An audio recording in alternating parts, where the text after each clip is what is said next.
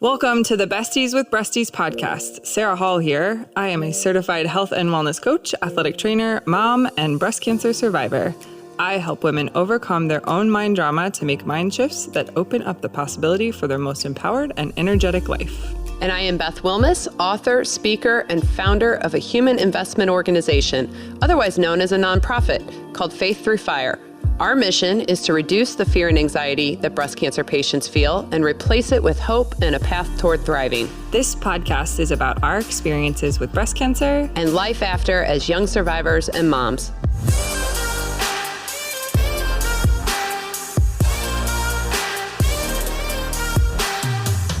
Hello. Hello.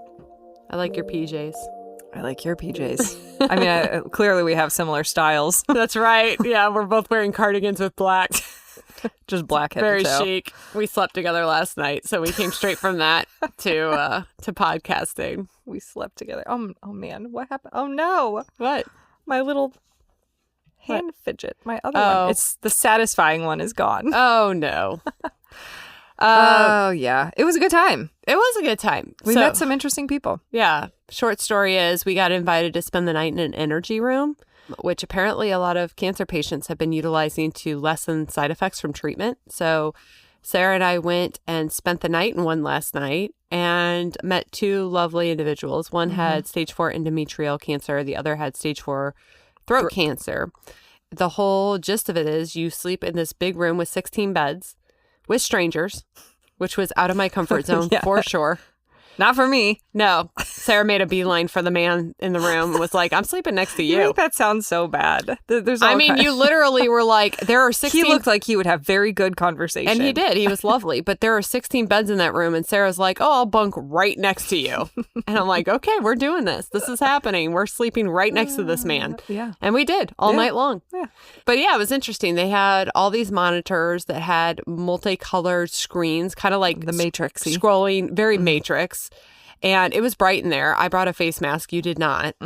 Mistake. Yeah. And the idea is that it is frequencies that restore your cells and allow your cells to more effectively combat disease. Yeah. Create energy through ATP. It was interesting. Yeah. It was interesting. I'm glad we did it. You know, I am in general lean into new things and new experiences.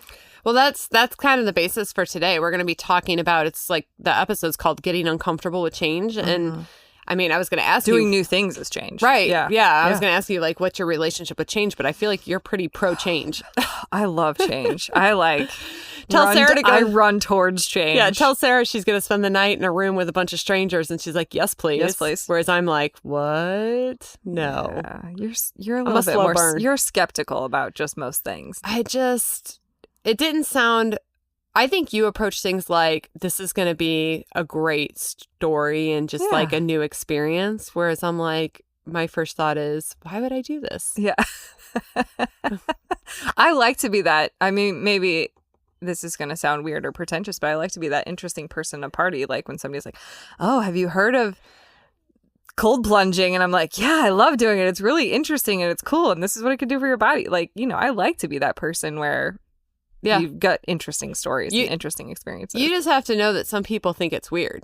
Like interesting and weird are like two sides of the same coin. Totally. But I will say that over time I have grabbed, like I was telling Sarah, I said, you know, once upon a time, if I would have told my husband that I'm spending the night in an energy room, he would have been like, what? I mean, first of all, he knows I wouldn't have done that in a past life. And then now I told him I was going to do it. And he's just like, okay, see you tomorrow. It's like, sure, you are. Slowly, to our point today, you're slowly conditioning him to. Well, I mean, he's just embraced the weird. He's just like, yep, this is our life now. That's going to spend the night in an energy room. What is that Marilyn Monroe quote where it's like, well-behaved women or whatever rarely make history? And it's like, I think I apply that not to my bad behavior, but I think I apply that to like, you know, if you just sit at home and do nothing, like that, where's the interest in the zest in your life? To your point, so Gary and I, we have a long history of friends and family who have done the same thing for generations. Like they're very comfortable with The same. The same. Yeah. And routine and whatever their families did, they did. Mm-hmm. And that's what's comfortable to them. And we're going to talk about that. Like there is comfort in that predictability. I think that's incredibly boring. Totally. Like, I'm just like, yeah, I mean, just, and so I actually credit cancer with giving me a more interesting life because it has opened up all these avenues of thoughts and interests and interactions with like these two lovely people we met last night in the room that otherwise I would have never met, never had the conversations that we had last night. And so, I do like change for the fact, to your point, of it gives you an interesting life. Yeah. It's like you can have the most amazing, insane conversations with people when you're willing to step outside your comfort zone. Yeah. That being said, change can be very hard when you're trying to make changes to things that are hard to do. Yeah. Well, those life patterns, it's hard to ungrain those. It is. So today we're going to talk about why change is so hard. And then we're going to talk about neuroplasticity and the concept, what it is, and how you can use it. Yep. And then we're going to give you a recipe for change should you choose, right? But before we do that, let's hear from our first sponsor. Ann's Bra Shop features skilled mastectomy fitters ready to assist you in selecting the perfect breast forms, bras, swimsuits, and camisoles for your post-surgery needs. They have 3 locations in the St. Louis area, Chesterfield and Wentzville, Missouri, across the river in O'Fallon, Illinois, and a 4th location south on I-55 in Cape Girardeau. Visit Ann's Bra Shop at www.brashop.com to learn more. All right, we are back. So let's talk about what makes change so hard. Oh my gosh. I mean, there's so many things. It's like kind of what I just touched on, like ingrained habits, like your childhood, how you grew up, how the people that you grew, you were friends with, how they all behave. I feel those patterns, when they get ingrained in childhood, I feel like even moving into adulthood can be really hard to. Oh, for sure. You've forged a pretty deep rut. Yeah. 100%. I think one of the things that makes change harder is people tend to do all or nothing. So they'll try to make too many changes at once. And then fail at one and then get overwhelmed and not do any of them. Right. Yeah. Instead of just making one small change and really kind of accomplishing that before they move on to something else, they try to make too many. And I've been guilty of that. Yeah, totally. I mean, who hasn't really? I see that a lot, like when people try to make food changes. It's less like just pick one simple thing. So, instead of doing the whole shebang. Making changes that can alter your normal routine. So this one is a big one when you're trying to go to bed early or trying to wake up early or anything that you do with your friends and your family, because they influence so much about like your normal patterns. Right. Yeah. If you want to change the way you're eating, but your rest of your family's not on board and they want to eat what they keep, you know what I mean? Yeah. Like my husband and I am always like, stop bringing this stuff into the house. Yeah. Because, I have trouble with self-control. If it's not there, I won't eat it. Yeah. If it is, I struggle with stopping at one Oreo. Yeah. Or if you're trying to like go to bed earlier. Yeah. But the only time that you get to spend with your spouse or loved one is like that hour or two before bed, then you're just like, well, now I'm missing out on that. And so, you know, it becomes a conflict. So yeah, for sure. So normal routine disruption is a big one. Impatience. So I think this is a big deal. Not seeing results right away and then just abandoning the entire thing. I don't know that we're going to dive into compounded interest, people, but it does not happen automatically. It's kind of like that whole, what is that parable about the stone cutter, where it's like, he chips away at this stone at, 100 times. And on the 101st strike, it breaks apart. And it's like that 101st strike was not what broke the rock. It was the 100 before it. Yeah. And so I think what we do is we start down this path, we start making changes. We don't see the immediate payoff and we abandon the whole thing. Yeah. And if you do that, you're never going to make change. The lack of understanding around the benefits of making the change. So like if something just doesn't feel like it's really worth the work that you have to put in to make the change, right. People can abandon changing any kind of behavior for that. And so here's something that Sarah and I just were sparring about offline. Oh, the gloves were out. Oh, they were out. So talking about change is different than actually doing it, right? So sometimes we say we want change, but we're not willing to do it. We're just not ready yet. So this sparked... But I think talking about change is important. Yeah. Because it means your mind is working through it. Yeah, it's the first step. It's like, it's like any other process. It's the first step. It's like acknowledgement. Yeah. But the whole debate between you and I came around motivation versus discipline. Mm-hmm. And you were saying that you feel like you need to be motivated in order to cultivate the discipline. I said, absolutely not. If you wait for motivation, you'll never do anything. You have to cultivate the discipline, and the discipline gives you results, and the results are what motivate you. Mm-hmm. And so we went through this whole thing about chicken or egg. Well, see, but then you circle back to the whole until you see results. Well, if you're not seeing results right away, then you lose discipline. Ooh. No, discipline's doing it even when you don't see like that. That's what discipline is continuing to do the thing, even though you may not see the immediate results, even though like it's, yeah. And so it was this whole concept of, do you need to be motivated before you can actually make change? And I say, if I waited until I felt motivated to exercise, it would never happen. Mm-hmm. I have to cultivate the discipline of exercise. When I start seeing my, inches go down and I feel healthier and I feel better, then my motivation kicks in and then I continue the cycle. But and we're going to do a whole episode dedicated around developing more discipline. That's a whole thing. But I think what we found, because of course we went to Google, was that both are equally important. Yeah. Discipline and motivation work hand in hand. And so it's not one is not mutually exclusive. Right. Like you can't just have motivation or just have discipline. Yeah. I think, but the debate between you and I is that I think that motivation comes first and then the discipline. But I mean, there's so many things about being an adult that I don't feel motivated to do that I do because I know it's the right thing to do. Right. But knowing that it's the right thing to do is your motivation. Yeah. See, guys, see how this works? Like, we're just going to go around and around and around. So that leads us to neuroplasticity, which I find to be fascinating. It's so interesting. We're doing this boot camp with our survivors. It's like this transition to a survivorship boot camp. And we did a whole section on neuroplasticity and people were just loving it. Yeah. It's kind of like what we just talked about with like our ingrained habits from childhood. Those have created pathways in your brain, and maybe some of those are not positive. Mm-hmm. Maybe some of them are positive, but maybe some of them aren't positive. The exciting part is that you can change those pathways. You can change those habits, and that's kind of. I think of them, and this is the country person in me, but when you think about driveways on a country farm, the tire ruts, like. Your truck easily naturally just goes down into the tire ruts because they've been driven 100 million times. Right. But it becomes very difficult if those tire ruts get to be too deep and now you're going to high side your truck to move them over. So now your truck has to drive in the middle and on the side, and now you have to forge a new path. And that like takes a little bit of like steering wheel, like maneuvering and like balance for you to keep your truck up there. Yeah, so, that's a good analogy. For all you visual learners out there, that's what I think about. Yeah, 100%. You also said something when we were kind of like going back and forth about motivation and all and the steps that you take to kind of cultivate it. It's like when it comes to trying like a process, like there's a process to developing new neural pathways. You can't just go out there and be like, I want this, and it's just going to happen. You have to actually follow a process. And when I was kind of arguing this point, Sarah was like, we do it with the nonprofit all the time. We figure out something that we want to change. We pilot it. We figure out what's working and what's not working. We make adjustments. We set a new goal, and we start the whole process over again. And I was like, oh, yeah, that actually is how we make changes and refine our processes and figure out what works and what doesn't work. And so the same can be said for your brain.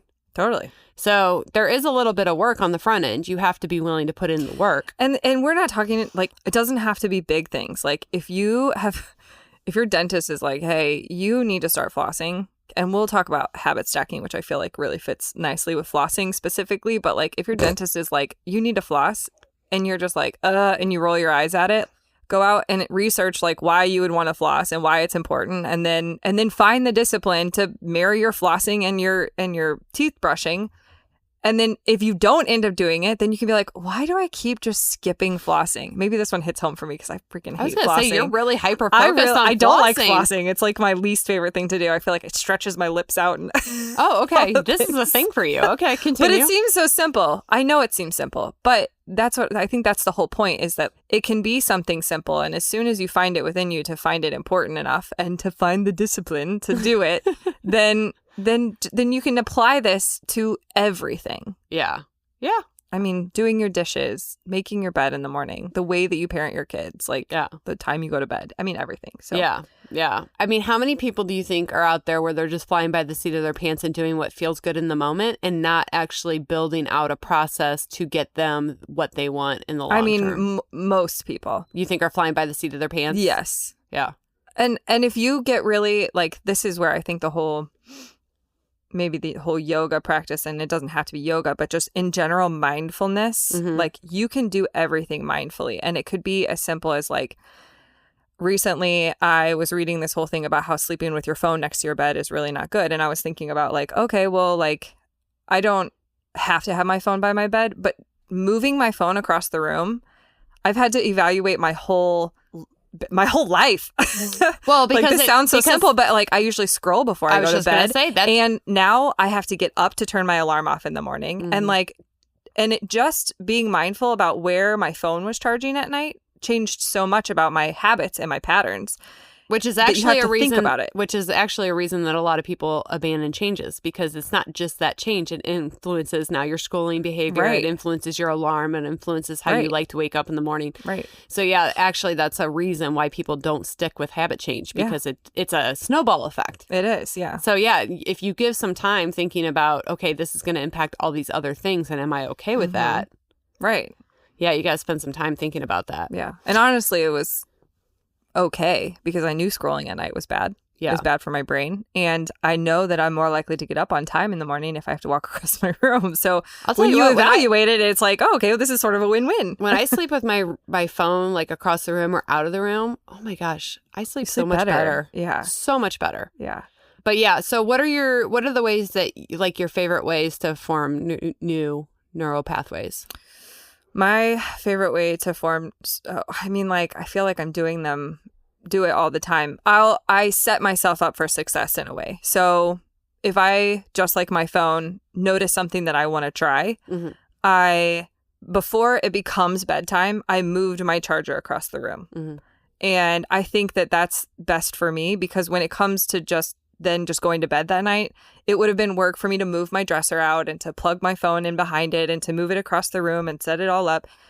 But since it was already there, it made it so much easier. So taking steps before I have to make that decision helps. And the same can be done for, like, people who food prep.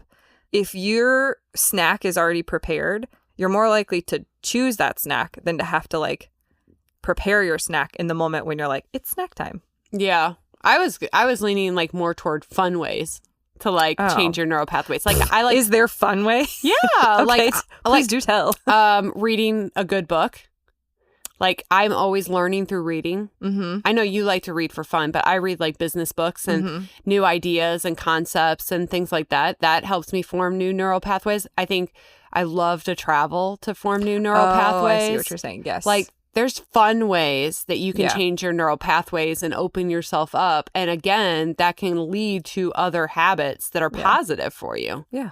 If you want to spend more time with your family and you plan an annual trip, you know what I mean? Like, you can do it the other way too. It's not all like, oh, I have to do the thing I don't want to do. It's like forming new neural pathways, I think, can be really enjoyable. And I know that you like those processes. Like, putting those processes in place are fun for you.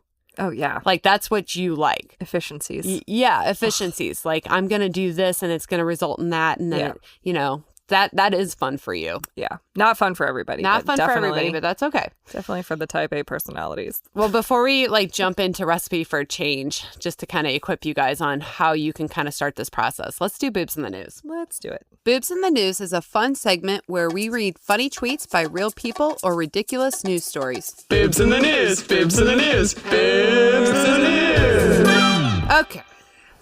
You ready for this? Lay it on me. I know you'll have an opinion about this because you're a yogi.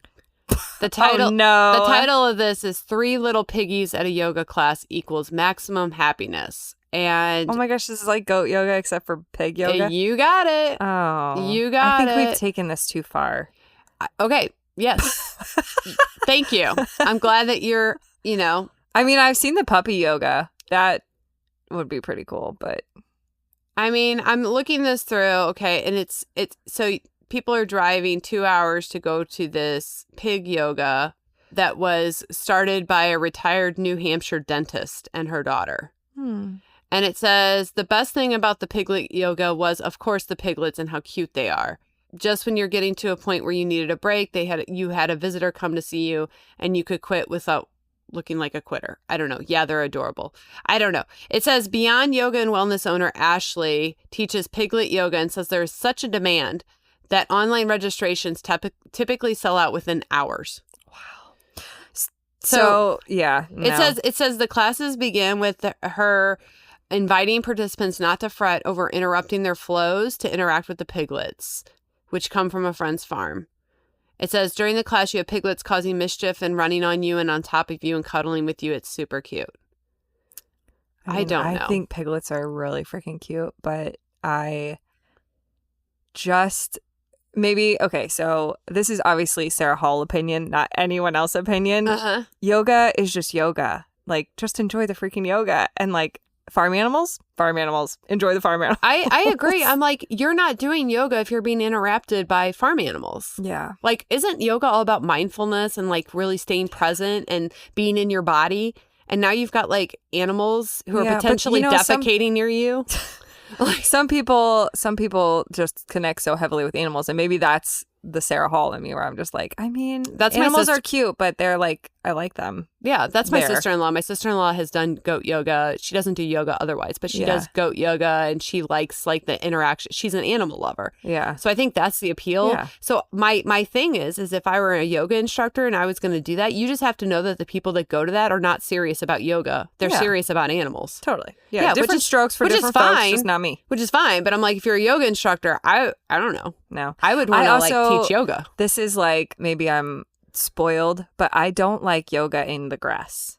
Oh, yeah. The bugs jump up on your mat, and now I'm distracted by that. And like, if they get on me, God forbid, I will swat them away. And I also want a very stable ground. Like, I want a stable, you know what I mean? When you're on grass, it's like very uneven and lumpy. I've done yoga in the sand. Not my favorite. Like, I don't know. I noticed that with those exercise videos. They always have the instructors doing it in the sand. And I'm like, ew, no. Yeah, no.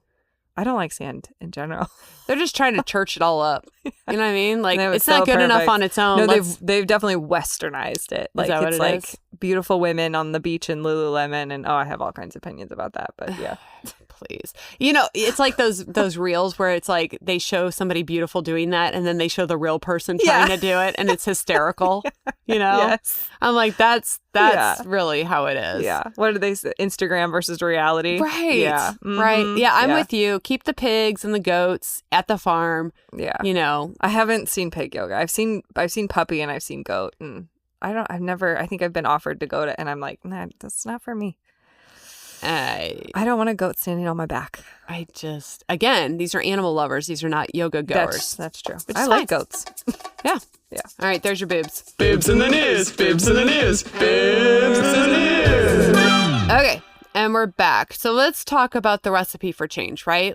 Yes. How do we do this? Like, much like the nonprofit, it can be a fun process. Yeah. I think I approach it like, oh, this sounds like work. But if you look at it through the lens of changing your neural pathways, exploring exciting new ways to live your life, you know, doing things different than maybe other people in your family, which can be exciting in itself. I remember, like, I've talked about this before, but I was an adult before I realized, wait a minute, I don't have to live like everybody else lives. I can do things my own way and what's in the best interest of my own family. It was so freeing. So I think like that mindset shift could be like really instrumental. Yeah.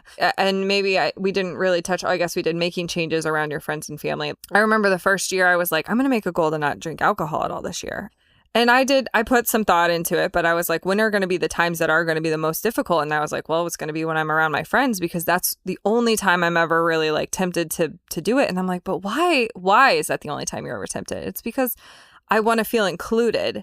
And so then you have to think through like all those things, but it can be difficult for you to break societal norms, because when you show up and you're like, oh, I'm not really drinking. And then people are like, but why not? And then they try to get you to do it. And then you're just like, now it feels really weird because you're like peer pressuring me into drinking because you're drinking, you know, or whatever the case may be, or eating the dessert or whatever. Well, I was just going to say, you know, like the family members where like food is their love language and they're like, have some pie. And you're like, no, I'm good. No, have some pie. No, I'm like, I'm really? okay. I don't want any pie. I'm full. Yeah. Have the pie. Yes. fine, I'll just have a little, you know? Yeah, right. Or and then you feel like you've just given over a piece of yourself because you're like, I gave in because you were badgering me to eat. Peer pressuring I me. know. Yeah. I know. It's so gross. true. Yeah. So, okay. Step number 1 is recognizing what behavior isn't serving your goals. Yes. So this could be like too much TV, scrolling social media before you go to sleep, drinking unhealthy food, whatever the case may be. Yeah. I mean, everybody's going not to flossing your teeth. Yeah. I was going to say, for some of us, flossing is a real issue. I do it. I just once a week. good for you. Because most people who don't Hate like flossing. to do something just choose not to do it. Yeah. So number 1's recognizing it. Number 2 is noticing the triggers. You just kind of spoke about that. Like, where am I going to be? Mm-hmm. You know, I think that we're going to talk about this, I think, more in a future episode. But I think it's really important to talk about, you know, we always think of ourselves as implementing change in perfect, ideal conditions. Mm-hmm. But really, it pays to think about what is the worst case scenario here and how am I going to persevere in that situation? Because that's what's more likely. That's what thwarts your progress, right? Yeah. Like, I have to go to a big party. Mm-hmm. I'm going to be confronted with alcohol. Yeah. What am I going to do in that situation? How am I going to handle that? Will set you up for success. Right. So noticing what triggers are potentially there that could derail you. Mm-hmm. And then setting a very specific goal. So with my alcohol, I was like, I want to go 365 days and I want to have no alcohol. I set a very specific goal. I started at a specific date. I ended at a specific date. You don't have to have one that's quite so lengthy. It could just be like, I floss for 3 times this week. Sarah's like, I'm not going to drink for 365 days. And I said, I'm not going to drink for a month. Yeah. Well, I mean, that's just speaks to it. Like, Right. it doesn't, your goal just has to be specific to you. Right. Yeah. And I started with like, I'm going to go 4 weeks. And I know in the summertime, like we're approaching, and then 4 weeks though, I was like, oh, I did that pretty easily. I'm going to try to go 2 months between, you know, having the drink, and then 2 months stretched into 3.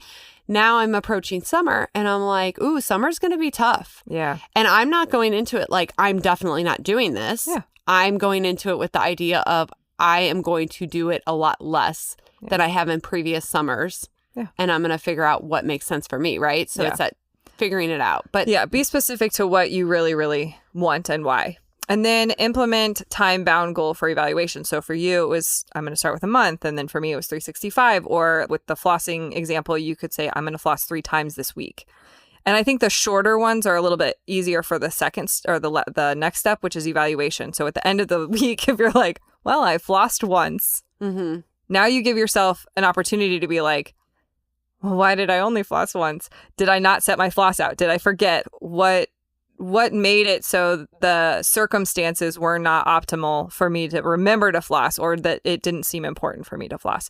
Or like with the nonprofit, the evaluate step is where we kind of go back and we say, what worked? What didn't work? What could we change? What could have made this better? What was a total crash and burn? And then you can then pivot and make changes for your next goal. So the next goal is like, oh, this week I'm going to do it. I'm going to floss 3 times this week, but I'm going to keep my floss right next to my toothbrush. Yeah. Yeah.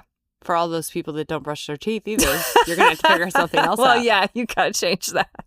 Actually, that should be your first goal. Right. Flossing don't really matter. I think the dentist says flossing's more important than brushing your teeth, Oh, well, great. which might be a little nugget to put in your brain, Sarah, to where you're like, fine, I guess I'll floss. I think My teeth are tight. well, It's okay, so hard. that's what Gary says. So I'm always telling Gary that I think it's gross that he doesn't really floss. Mm-hmm. I think that's gross. I'm like, you don't want to get in there. It's so satisfying to like make sure you don't have anything in there. He goes, my teeth are so compactly tight together that it's like painful and obnoxious to floss. He's like, I break the floss. And he goes, and my dentist tells me my gums are perfection. And he goes, and I never do it. And I'm like, ew. They haven't like been on me about my gums, and so I think it's like I've lost my motivation to want to do it. It does feel satisfying when I leave the dentist and I'm like, ooh, like it just feels cleaner. Yeah. I mean, and not that my teeth don't feel clean. I have a really great toothbrush, but I don't know. I just hate, like, I feel like I've got to work it in there. Of all the Wow, things we've derailed. we derailed a little bit. Well, before we give our final thoughts, let's hear from our second sponsor. Thrivent is a proud sponsor of Faith Through Fire. Thrivent believes money is a tool and not a goal. The Gateway Financial Group with Thrivent is local to the St. Louis area and can work with you to create a financial strategy that reflects your priorities and helps you protect the things that matter to you, like family and giving back. Please call 314-783-4699 4214 to schedule a free consultation with one of Thrivent's Gateway Financial Advisors. All right, we are back. What do we want to leave this episode with?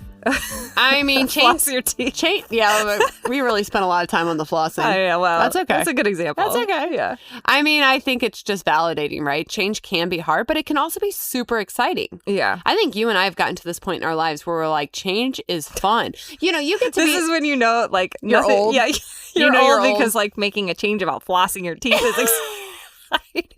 Yeah, that's bad. Oh, geez. But I mean, this is kind of, I don't know if this is going to be like, but you when you're young, you know, you have so many firsts, right? Yeah. You're going to have your first job. You're going to have your first house. You're going to get married. You're going to have your kids. You're going to get, There's so much excitement. The promotion. You're Yeah. going to do this. You're going to do that. And then it becomes about all the people you're raising. So like my life centers around getting them to be productive adults, you know? And so yeah, your excitement looks different, right? You got to get it where you can get it. And I think I've just come to this realization that I can create excitement within my own life by trying new things.